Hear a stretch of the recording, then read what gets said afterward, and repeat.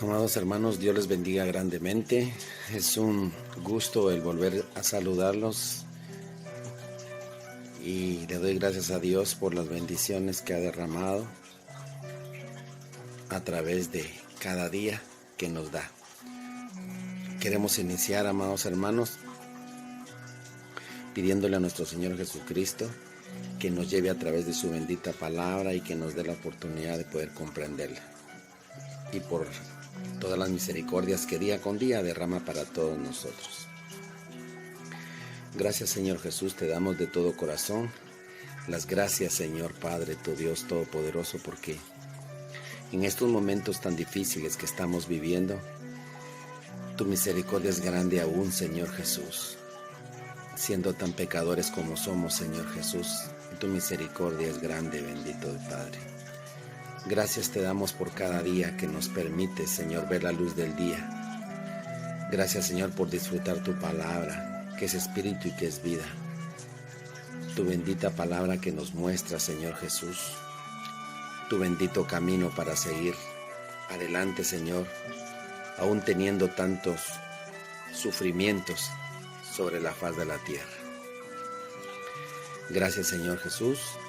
Te agradecemos también por el cuidado que tienes sobre todas las personas que están en las cárceles, sobre todas las personas que no tienen con qué comer, sobre todas las personas que están presas, sobre todas las personas que caminan en las calles sin tener a dónde ir, y que siempre nuestro ruego en cada mensaje, Señor Jesús, por todos.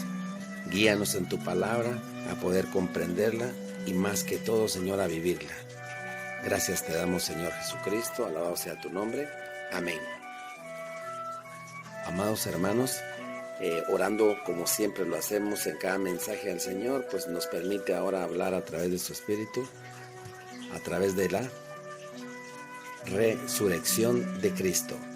Hablaremos sobre la resurrección de nuestro Señor Jesucristo. Iniciamos, amados hermanos.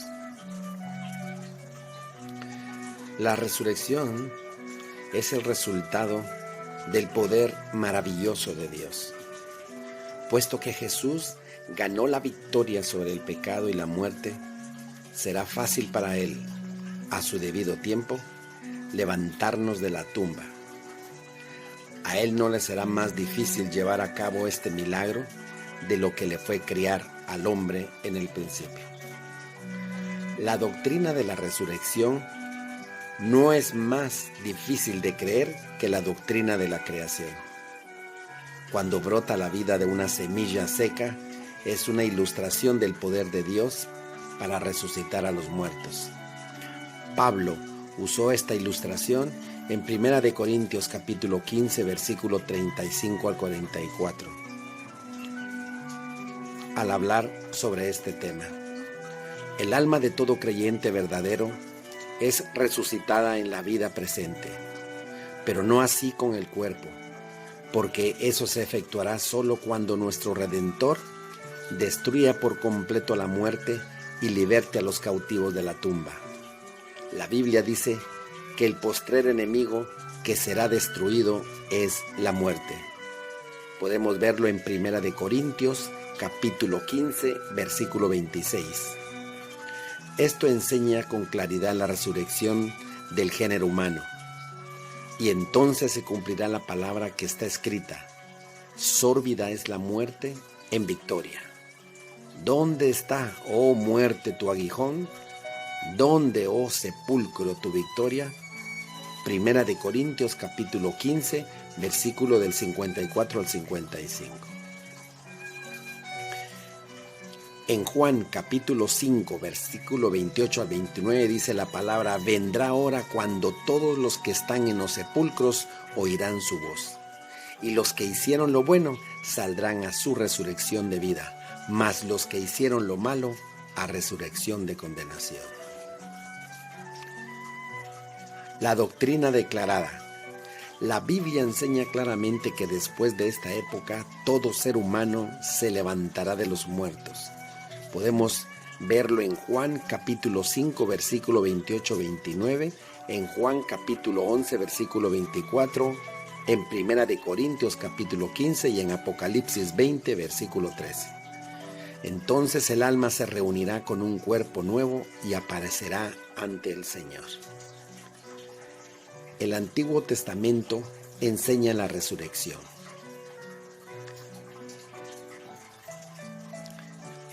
El Nuevo Testamento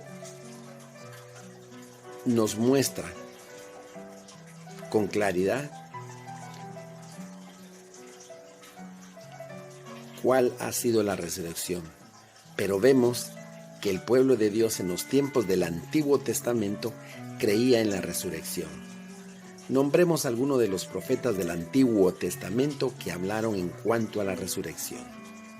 Job, capítulo 19, versículo 25 y 26 dice la palabra: yo sé que mi Redentor vive, y al fin se levantará sobre el polvo, y después de deshecha está mi piel, en mi carne he de ver a Dios. Yo sé que mi Redentor vive, y al fin se levantará sobre el polvo, y después de deshecha está mi piel, en mi carne he de ver a Dios. En Isaías capítulo 26, versículo 19, dice Isaías: tus muertos vivirán, sus cadáveres resucitarán, despertad y cantad, moradores del polvo, porque tu rocío es cual rocío de hortalizas, y la tierra dará sus muertos. Daniel capítulo 12, versículo 2, dice Daniel: y muchos de los que duermen en el polvo de la tierra serán despertados, unos para vida eterna y otros para vergüenza y confusión perpetua. En el libro de Oseas, capítulo 13, versículo 14, Oseas nos dice: de la mano del Seol los redimiré, los libraré de la muerte. Oh muerte, yo seré tu muerte, y seré tu destrucción, oh Seol. Los hermanos que conocen las enseñanzas del Nuevo Testamento sobre este tema quedarán impresionados al darse cuenta de la maravillosa unidad existente entre los escritos del Antiguo y el Nuevo Testamento. La doctrina de la resurrección no se limita a las enseñanzas de una época, sino que es una de las verdades eternas reconocidas por el pueblo de Dios en todo tiempo. Entre los judíos, los de la secta de los saduceos son los únicos de quienes se declara que no creían en la resurrección. Mateo capítulo 22, versículo 23, y en Marcos capítulo 12, versículo 18. Las palabras de Marta en Juan capítulo 11, 24 expresan la opinión popular de los judíos cuando ella dijo que esperaba la resurrección de su hermano. En la resurrección, en el día postrero. Marta era hermana de Lázaro y de María, y Lázaro fue resucitado por nuestro Señor Jesucristo. Entonces Marta expresa esa opinión, que es una opinión popular de los judíos en ese tiempo, cuando ella dijo que esperaba la resurrección de su hermano en la resurrección postrera. También Pablo nos declara su creencia en la resurrección de los muertos. En Hechos capítulo 23, versículo 6. Él ganó el apoyo de los fariseos en este punto porque declaró la doctrina judía así como la cristiana. El Nuevo Testamento enseña la resurrección también. El Nuevo Testamento enseña la resurrección también. Cristo, nuestro Señor y amado Jesucristo, no solo enseñó esta doctrina, sino que al resucitar corporalmente de la tumba, Él llegó a ser primicias de los que durmieron. Primera de Corintios capítulo 15 a 20. La resurrección fue una de las doctrinas prominentes en la enseñanza de los apóstoles. Amados hermanos, lo podemos ver en Hechos capítulo 1, 22, Hechos 2, 31 Hechos 17:18, Hechos 24:15, en Primera de Corintios todo el capítulo 15, en Filipenses 3:10, Hebreos 11:35 y en Primera de Pedro 1:3, amados hermanos. Los judíos se resistieron, no porque los apóstoles enseñasen la resurrección de entre los muertos, sino por el hecho de que anunciasen en Jesús la resurrección de entre los muertos. Hechos 4, versículo 2. Pablo predicó la doctrina de la resurrección con claridad y con mucho poder ante los epicúreos y los estoicos, dos escuelas de filósofos griegos. En el Areópago en Atenas. Lo podemos ver en Hechos capítulo 17, versículo 16 al 34. La resurrección fue siempre un tema principal de predicación de los apóstoles. ¿Cuáles eran las pruebas de la resurrección? La prueba de la resurrección más maravillosa es Jesús de Nazaret. Él mismo es. Él se presentó vivo con muchas pruebas indubitables. En Hechos capítulo 1, versículo 3, después de haber resucitado, se mostró a muchos creyentes. Primera de Corintios capítulo 15, versículo del 5 al 8. Y Jesús dijo: porque yo vivo, vosotros también viviréis. Juan capítulo 14, versículo 19. Lázaro también, habiendo sido visto por muchos judíos después que se levantó de entre los muertos, en Juan capítulo 12, versículo 2 y en Juan capítulo 10, 11, queda como una prueba indubitable del poder de Dios para resucitar a los muertos. Otra prueba de la resurrección de los santos es la aparición de muchos que salieron de sus tumbas cuando Jesús murió. Mateo capítulo 27, versículos 50 al 54. La pregunta sería, amados hermanos, ¿por qué muchos santos se levantaron de los sepulcros después de la resurrección de Jesús? Dentro de todos los misterios de la semana de la crucifixión, el que más suele llenarnos de interrogantes es la resurrección de muchos santos. Solo el Evangelio de Mateo relata este extraño suceso. Poco después de que Jesús fuese crucificado, hubo un gran terremoto.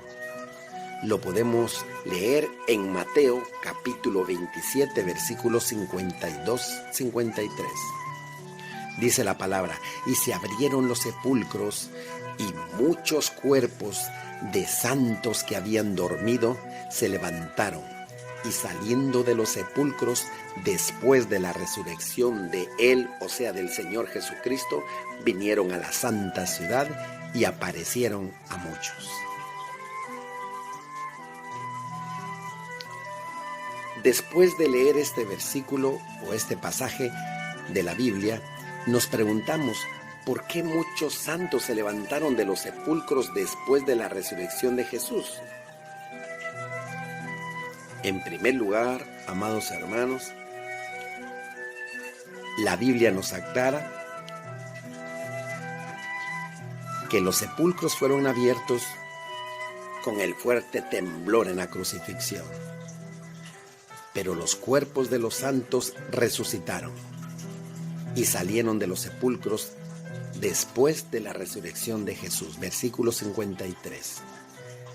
Esto es muy importante, pues sabemos que resucitaron al mismo tiempo que Jesús. ¿Por qué?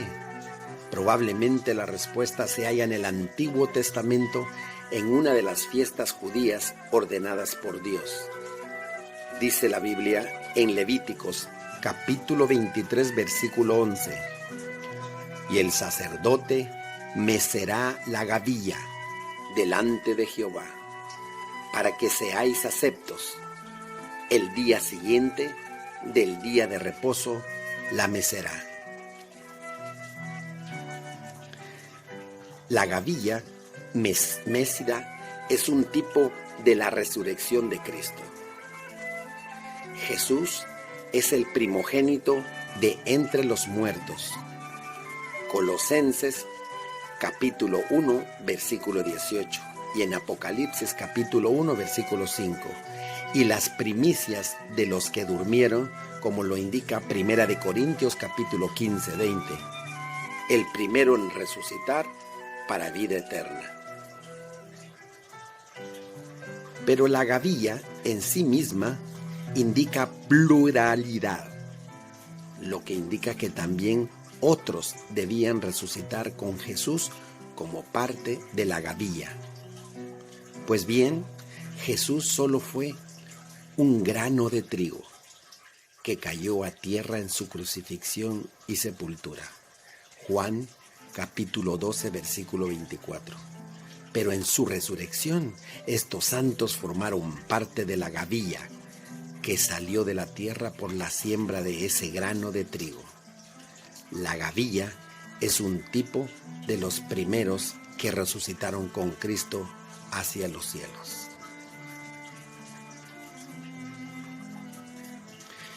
Pero si estos son las primicias o los primeros, ¿vendrán otras resurrecciones? Por supuesto que sí.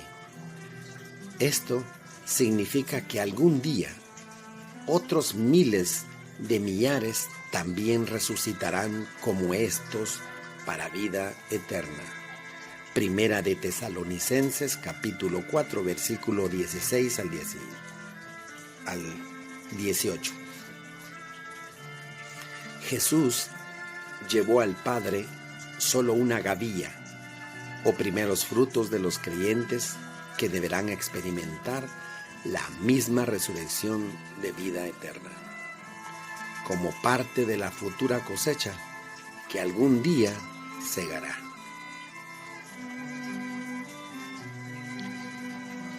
Este orden de resurrecciones lo deja muy claro el apóstol Pablo. Cuando leemos Primera de Corintios capítulo 15, versículo 22 y 23, porque así como en Adán todos mueren, también en Cristo todos serán vivificados. Pero cada uno en su debido orden. Cristo, las primicias, luego los que son de Cristo en su venida.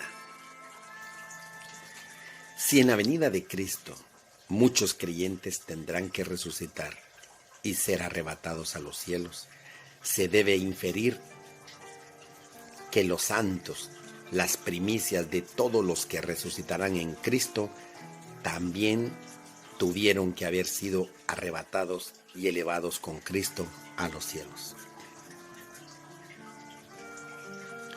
La resurrección es el resultado del poder maravilloso de Dios, puesto que Jesús ganó la victoria sobre el pecado y la muerte. Será fácil para Él, a su debido tiempo, como le hemos dicho, levantarnos de la tumba.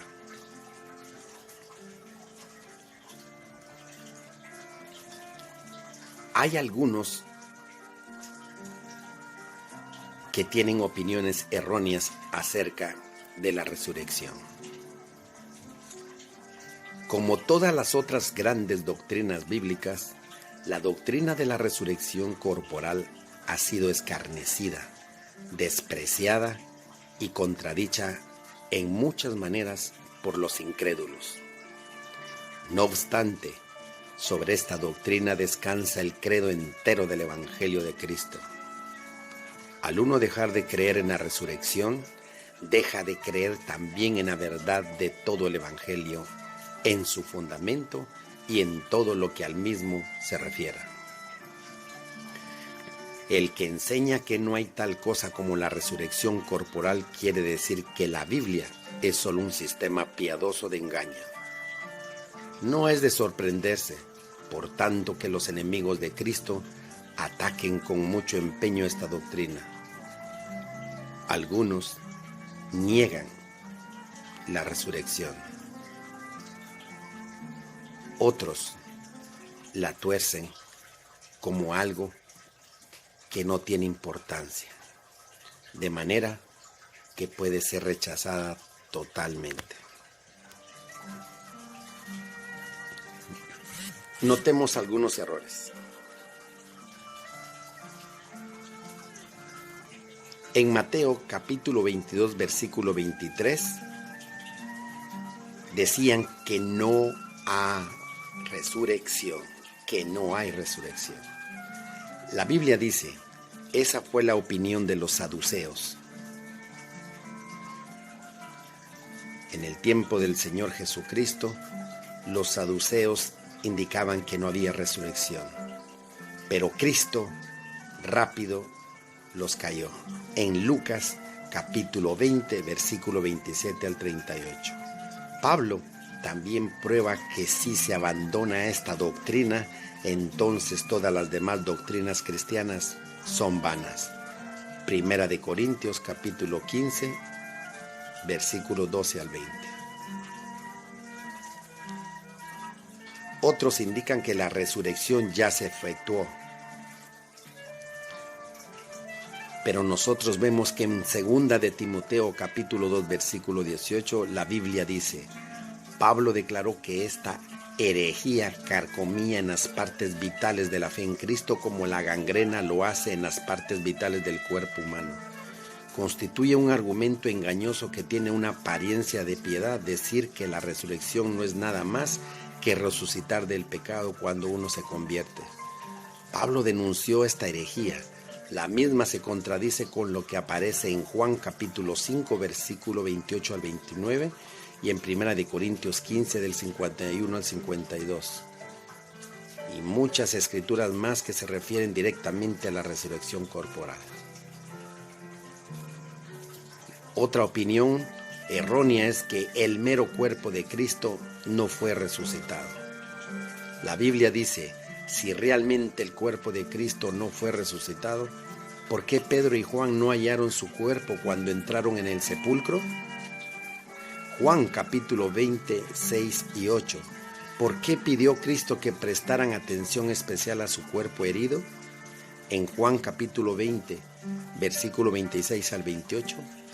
En la actualidad, las personas que niegan la resurrección corporal de Jesús no están dudosas al estilo de Tomás, sino que resisten la verdad al estilo de los que se mencionan en Mateo capítulo 28, versículo 11 al 15.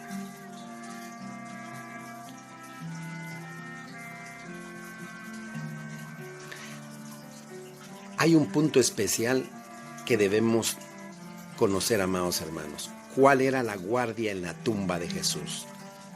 ¿Cuál era la guardia que había puesto Poncio Pilato de guardia en ese momento en que se cuidó la tumba de Jesús?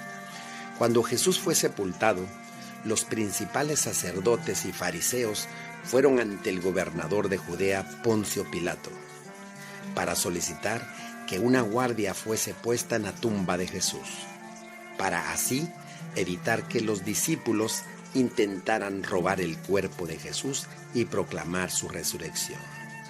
La Biblia dice en Mateo capítulo 27, versículos 65 y 66, dice la palabra: y Pilato les dijo: ahí tenéis una guardia, id, aseguradlo como sabéis. Entonces ellos fueron y aseguraron el sepulcro, sellando la piedra y poniendo la guardia. ¿Cuál era la guardia que pusieron en la tumba de Jesús? Pues bien, la gran mayoría de los historiadores concuerdan que esta guardia eran 4 soldados romanos en la tumba de Jesús. Esta guardia romana fue autorizada y responsabilizada por Poncio Pilato. Lo podemos ver en Mateo, capítulo 28, versículo del 11 al 14. La guardia en la tumba es una fuerte evidencia de que los discípulos no pudieron robar el cuerpo de Jesús. Primero, porque estos soldados eran profesionales equipados para la guerra y con la instrucción del ejército más poderoso que ha existido, el Imperio Romano, el cual arrasó con todo el mundo conocido desde entonces. Los discípulos no los enfrentarían, puesto que estaban escondidos por temor de los judíos. Podemos verlo en Juan, capítulo 20, versículo 19. Incluso uno de ellos se atemorizó con una criada. Marcos capítulo 14, versículos 66 al 68. Mientras que estos soldados eran brutales, que a sangre fría echaban suertes para quitarle la ropa a un hombre agonizando. Podemos ver esto en Mateo 27, versículo 35, y sin duda no tendrían piedad frente a cualquiera que se acercase a la tumba. Segundo, los discípulos nunca hubieran encontrado cansados o fatigados a los soldados en un guardia como para derrotarlos en combate, puesto que cada guardia se cambiaba cada 4 horas, a lo cual llegaban otros 4 nuevos soldados con más energía para relevarlos. Y tercero, los discípulos nunca hubieran encontrado a un soldado en guardia durmiendo, puesto que el castigo romano por quedarse dormido en hora de servicio era la muerte. Una de las maneras de ejecutarse era quitarle la ropa, encender un fuego con la misma llama y luego quemarlo vivo. Si no se sabía cuál soldado no había cumplido con su deber, entonces se echaba suerte para determinar cuál iba a pagar por el fallo de toda la guardia. De manera que el temor al castigo producía que los soldados estuvieran muy despiertos, especialmente a la guardia en la noche, y no hay otra explicación. Jesús resucitó. Otro punto es cuál era el sello en la tumba de Jesús. ¿Cuál era el sello en la tumba de Jesús? Luego de la crucifixión, el cuerpo de Jesús fue puesto en un sepulcro nuevo, cuya entrada fue asegurada con una gran piedra. Entonces los líderes judíos se reunieron con Pilatos para que la tumba tuviera la máxima seguridad posible y así impedir que los discípulos, según ellos, robaran el cuerpo de Jesús y proclamaran la resurrección como lo explicamos anteriormente. Pilatos entonces procuró 2 medidas. Primero, se envió una guardia y segundo, se selló la piedra que tapaba la entrada del sepulcro. La Biblia dice en Mateo capítulo 27, versículo 66, entonces ellos fueron y aseguraron el sepulcro, sellando la piedra y poniendo la guardia. ¿Cuál era este sello? ¿Cuál era la importancia de ese sello? ¿Por qué se decidió sellar la tumba? El sellado de la tumba consistía en una cuerda o soga que era atada cruzando la piedra que tapaba la entrada al sepulcro. La cuerda era adherida en los extremos de la roca por medio de un sello de arcilla. Podemos ver un ejemplo, tal como fue el foso de los leones, donde colocaron a Daniel en Babilonia. Podemos leerlo en Daniel capítulo 6, versículo 17. Estos sellos eran puestos en la presencia de los guardias romanos que testificaban de alguna manera el sellado y luego eran dejados a cargo de la vigilancia de la tumba. La importancia de este sello radica en que representaba el poder del Imperio Romano, la ley romana. Así como para abrir testamentos en el siglo I era necesario romper el sello imperial. Así también era necesario romper el sello romano para abrir el sepulcro de Jesús. No había manera de mover la piedra sin romper el sello, por lo que éste tenía la función de prevenir el robo del cuerpo de Jesús, tal como lo pensaban los líderes judíos. Podemos verlo en Mateo capítulo 27, versículos 62 al 66. Por esta razón, se decidió usar este sello. Había un castigo por romper este sello, y era un castigo brutal.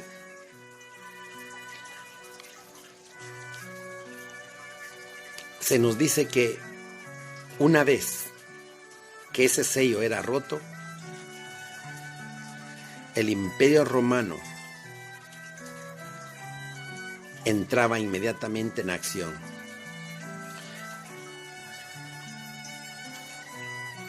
Como lo explicamos anteriormente, ellos se preocupaban de buscar a los responsables de tal delito. Si eran capturados, el castigo era la crucifixión inmediata con la cabeza hacia abajo de cada guardia para que las entrañas bajaran hacia la garganta e hicieran el castigo más tortuoso. De esta manera, la gente temía al rompimiento del sello y mucho más los discípulos, quienes estaban escondidos por miedo a los judíos. Podemos verlo en Juan capítulo 20, versículo 19. El Evangelio de Mateo relata que la tumba de Jesús fue asegurada con el sello romano para demostrar que no podía haber una confabulación de los guardias ni tampoco la osadía de los discípulos por robar el cuerpo. De este modo, no había posibilidad alguna de engaño en la resurrección de Jesús. Los guardias romanos en el sepulcro, el rompimiento del sello y la tumba vacía demuestran irrefutablemente que Jesús de Nazaret resucitó de entre los muertos. Aleluya. No habrá resurrección corporal, sino que en su lugar se nos dará un cuerpo glorificado. Es otra opinión errónea. La Biblia dice en 1 Corintios capítulo 15, versículo 42 al 54, y en 1 Juan capítulo 3, 2, es cierto que los santos resucitados recibirán cuerpos glorificados. Sin embargo, este hecho en ninguna manera anula la verdad de que este cuerpo natural será transformado en un cuerpo glorificado. No podemos explicar, amados hermanos, cómo será todo esto, porque será algo milagroso que nuestras mentes limitadas desconocen por ahora. Los que niegan la transformación de una clase de cuerpo en otra niegan por completo la resurrección corporal. Dos cosas sí serán ciertas acerca de la resurrección. Primero, habrá una resurrección literal del cuerpo.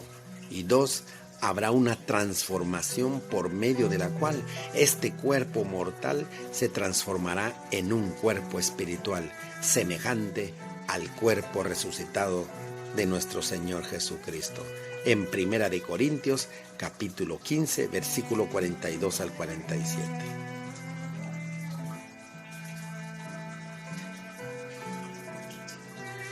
Nosotros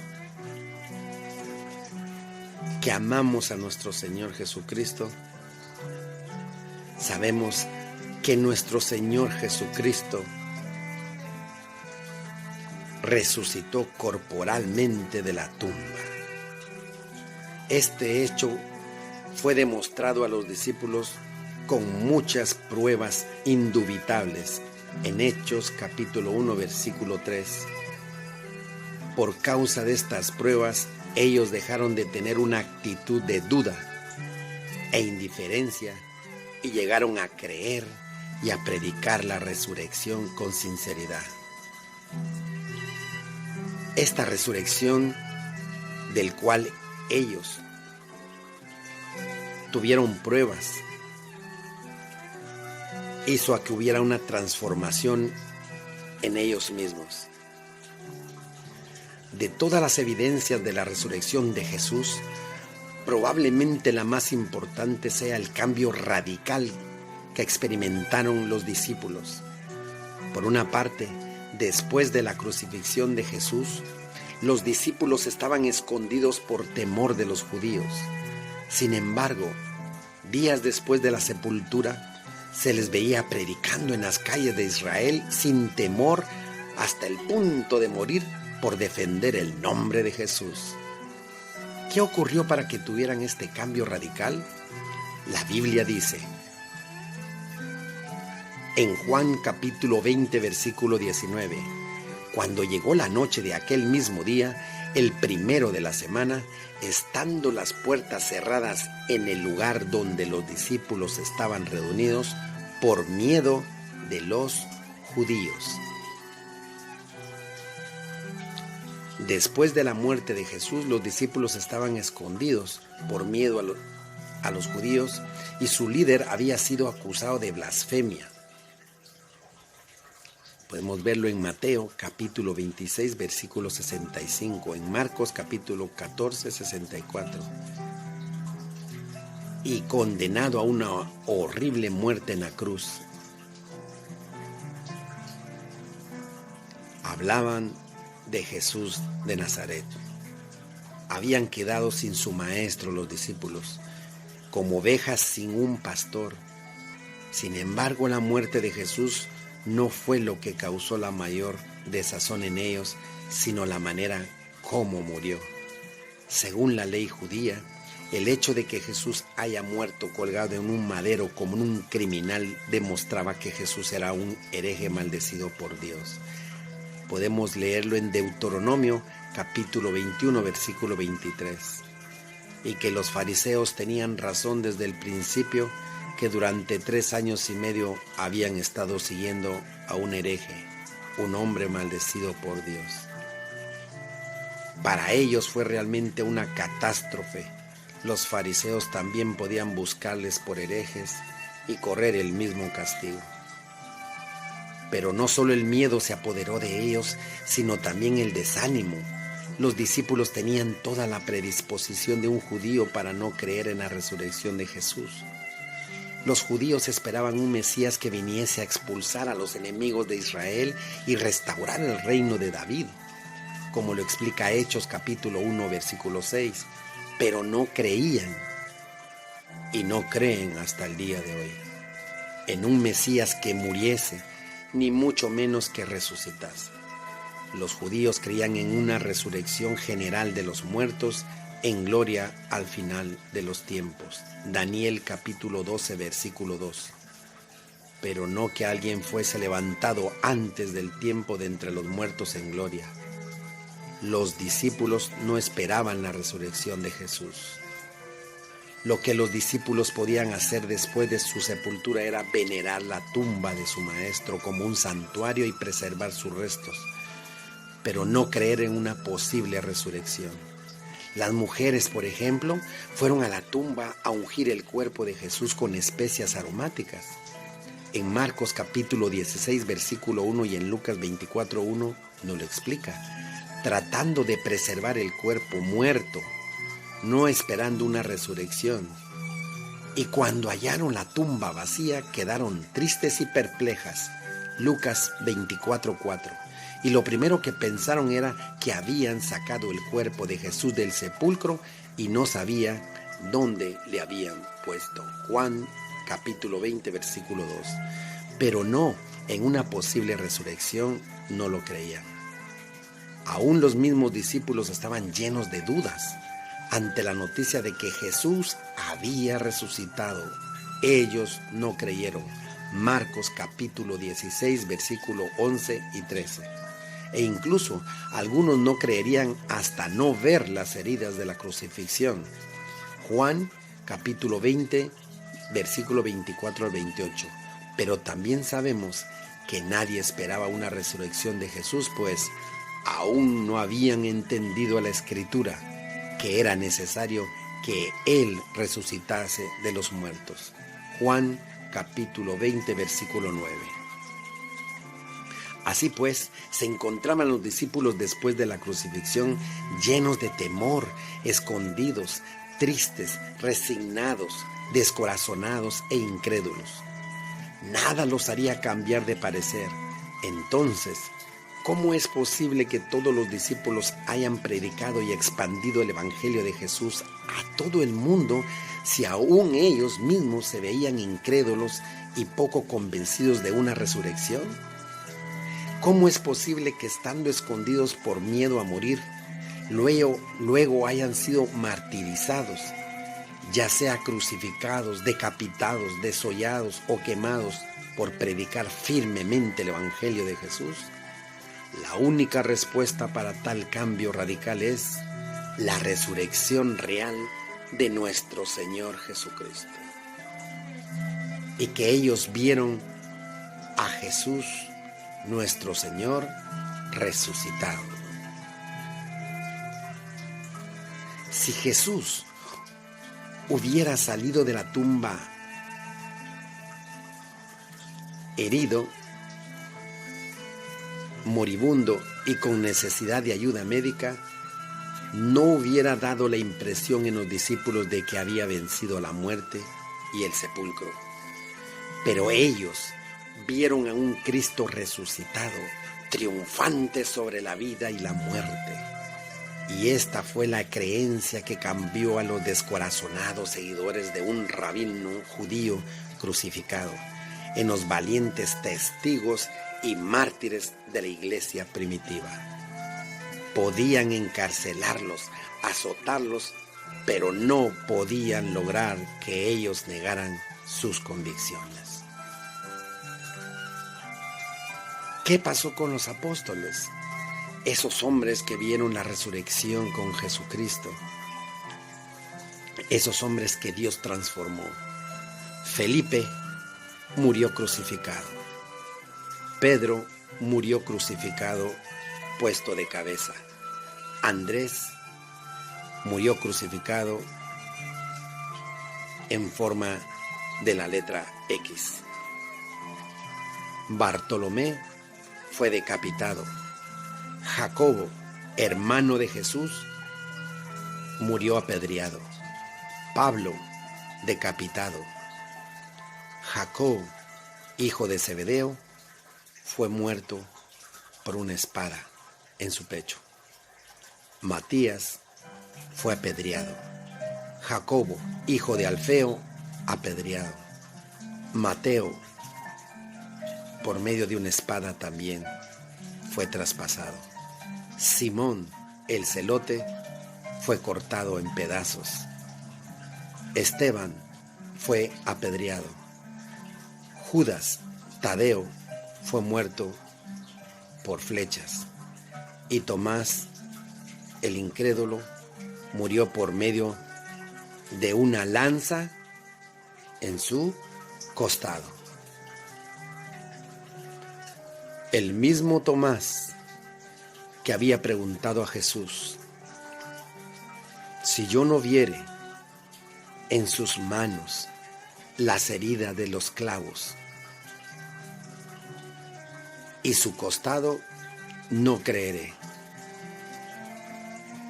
Jesús le dijo: Tomás, mirad mis manos y mi costado.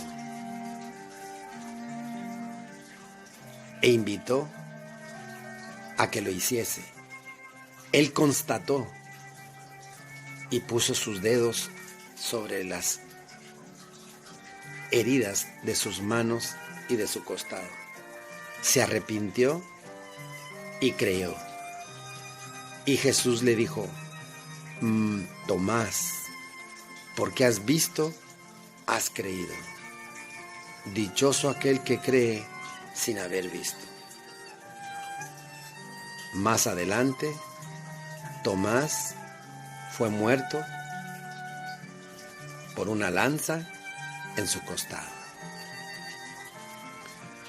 Podemos citar algunos de estas impresionantes transformaciones también de los discípulos, como el caso de Pedro, quien luego del arresto de Jesús lo abandonó. Mateo capítulo 26, versículo 56, negó 3 veces que lo conocía. Mateo capítulo 26, versículos 69 al 75. Y después de la sepultura se escondió por temor de los judíos. Juan 20, 19. Pero más tarde lo vemos predicando a 3,000 personas. Lo podemos leer en el libro de los Hechos, capítulo 2, versículo 14 al 41. Y morir crucificado por el Evangelio de Jesús. ¿Cuál fue el motivo de este cambio? Jesús se apareció a Pedro. En 1 Corintios capítulo 15, versículo 5. Y ahí Pedro lo vio resucitado. Pero uno de los casos más dramáticos registrados en la Biblia es el de Jacobo, hermano de Jesús. Mateo 13, versículos 55 y Marcos 6, 3. Jacobo no creía que Jesús, su propio hermano, fuese el Hijo de Dios, ni mucho menos fue su seguidor. Lo podemos ver en Juan capítulo 7, versículo 5. Existen razones lógicas. Si tuviésemos un hermano que anduviese predicando que Él es semejante a Dios y que Él es el único camino, la verdad y la vida, seguramente pensaríamos que estaba demente y que está ridiculizando el nombre de la familia. Sin embargo, sabemos que Jacobo, también llamado Santiago, fue uno de los primeros apóstoles de la iglesia primitiva, como lo explica Gálatas capítulo 1 versículo 19, y que escribió una epístola presentándose como Santiago, siervo de Dios y del Señor Jesucristo. Santiago capítulo 1 versículo 1 menciona a Jesús, su propio hermano, como su Señor. ¿Qué debe ocurrir para que alguien incrédulo pueda creer que su hermano verdaderamente es el Señor? Más tarde, Jacobo moriría apedreado por orden de Ananías, el sumo sacerdote, predicando el Evangelio. La única respuesta también es que Jacobo tuvo que haber visto algo que haya cambiado su vida para siempre. Algo que haya cambiado radicalmente lo que él pensaba. Jacobo tuvo que haber visto a Jesús resucitado. 1 Corintios capítulo 15 versículo 7. Hay una resurrección espiritual para todo creyente verdadero. Hay una resurrección, amados hermanos, espiritual para todo creyente verdadero. Hay una resurrección a vida, a una vida nueva para todos los que son sepultados juntamente con Jesucristo, para muerte por el bautismo. Podemos verlo en Romanos capítulo 6, versículo 3 al 6. 1 Corintios capítulo 12, versículo 13 y Colosenses capítulo 3, versículo 11 al 13. Toda alma está perdida. Está muerta en delitos y pecados. Efesios capítulo 2, versículo 1. Estas almas que están muertas son vivificadas cuando oyen la voz del Hijo de Dios. Juan capítulo 5, versículo 25. Todos los que vienen a la vida nueva han resucitado con Cristo. Colosenses capítulo 3, versículo 1. Si no nos levantamos a la vida nueva en Cristo, cuando la trompeta de Dios suene y haya una resurrección de la tumba, nosotros iremos a la resurrección de condenación, en lugar de ir a la resurrección de vida. Juan capítulo 5, versículo 29. También habrá una resurrección corporal de justos e injustos. No cabe duda de que todos resucitarán. Juan capítulo 5, versículo 28 y 29 lo dice, y Apocalipsis capítulo 20, versículo 13. Toda persona resucitará y recibirá según lo que haya hecho mientras estaba en el cuerpo, sea bueno o sea malo. Lo explica 2 capítulo 5, versículo 10. Todas las personas de toda región y época resucitarán, sin importar cómo murieron o qué hicieron mientras estaban en el cuerpo. Todos resucitarán, ya sea a la resurrección de vida o a la resurrección de condenación. Todos resucitarán, ya sea que resuciten justos e injustos al mismo tiempo, como algunos creen que los justos resuciten primero y los injustos 1000 años más tarde, como otros creen. La resurrección del cuerpo será un evento en la experiencia de toda persona, excepto la gente que esté viva cuando aparezca el Señor. El apóstol Pablo dice en esto en cuanto a los creyentes que vivan cuando venga el Señor. Primera de Tesalonicenses capítulo 4 versículo 17. Dice la palabra: luego nosotros, los que vivimos, los que hayamos quedado, seremos arrebatados juntamente con ellos en las nubes. Con los que ya estaban descansando y murieron en Cristo, seremos arrebatados juntamente con ellos en las nubes para recibir al Señor en el aire, y ahí estaremos siempre con el Señor.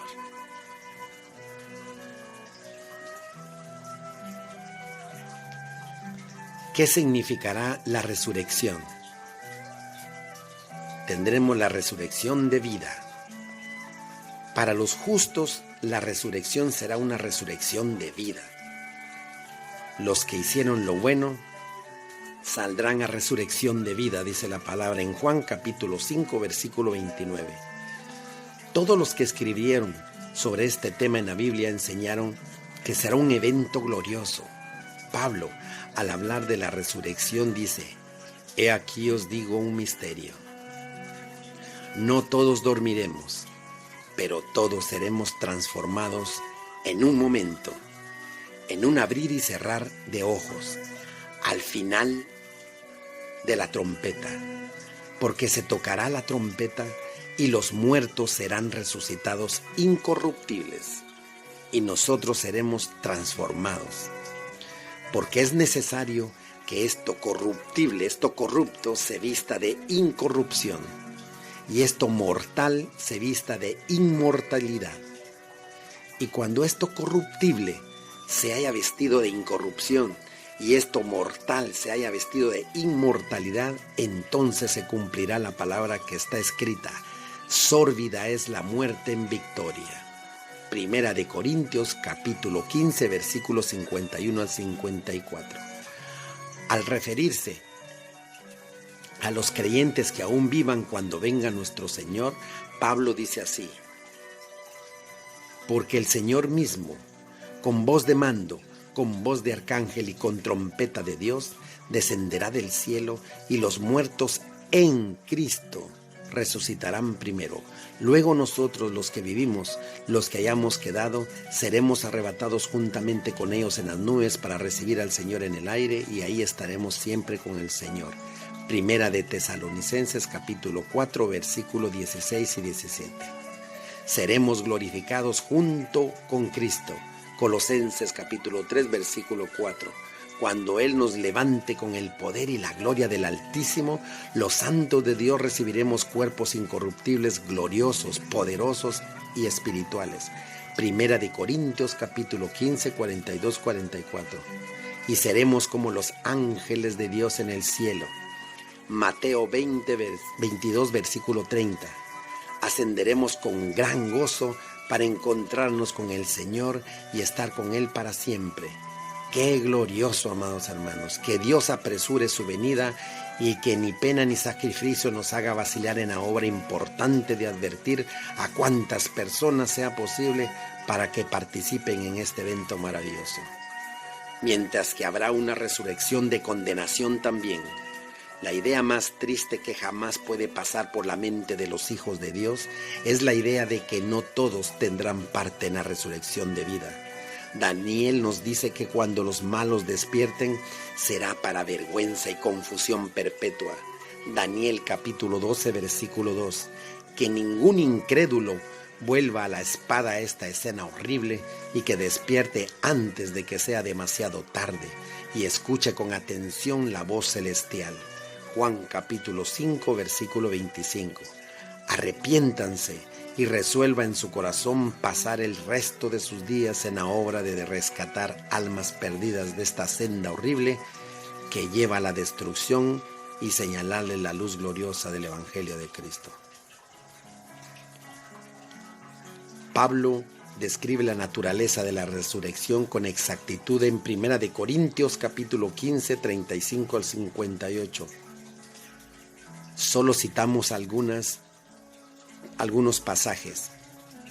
Pero dirá alguno, ¿cómo resucitarán los muertos? ¿Con qué cuerpo vendrán? Hay cuerpos celestiales y cuerpos terrenales, pero una es la gloria de los celestiales y otra la de los terrenales. Así también es la resurrección de los muertos. Se siembra en corrupción, resucitarán en incorrupción. Se siembra en deshonra, resucitará en gloria. Se siembra en debilidad, resucitará en poder. Se siembra en cuerpo animal, se resucitará en cuerpo espiritual. Y así, como hemos traído la imagen del terrenal, traeremos también la imagen celestial. Y finalizamos como cuando se siembra maíz y por el poder de Dios brota una nueva planta. Así también se entierra el cuerpo muerto, que luego se vuelve al polvo. Y en la resurrección un nuevo cuerpo se levantará al sonido de la trompeta de Dios. No sabemos exactamente cuándo ni cómo sucederá todo esto, pero lo que sí sabemos es que de este cuerpo de barro corruptible saldrá un cuerpo glorioso e incorruptible como el de nuestro Cristo resucitado. Aleluya, amados hermanos. Nosotros, como lo dice en 1 de Juan capítulo 3:2, seremos semejantes a nuestro Señor Jesucristo, porque le veremos tal como Él es. Amén. Gracias, amados hermanos. Que Dios les bendiga grandemente. Muchas gracias por su sintonía. Que estén siempre en la palabra del Señor. Somos y fuimos y seremos siempre hijos de Dios. Y también nosotros, amados hermanos, vivimos en resurrección siempre, esperando la venida gloriosa de nuestro Señor Jesucristo. Que Dios les bendiga grandemente a ustedes, a sus familias, y les derrame todas las bendiciones en todo lo que hagan. Los mantenga bien y primeramente Dios, si Él lo permite, estaremos para la próxima vez que el Señor nos ponga un mensaje. Alabado sea su nombre. Amén.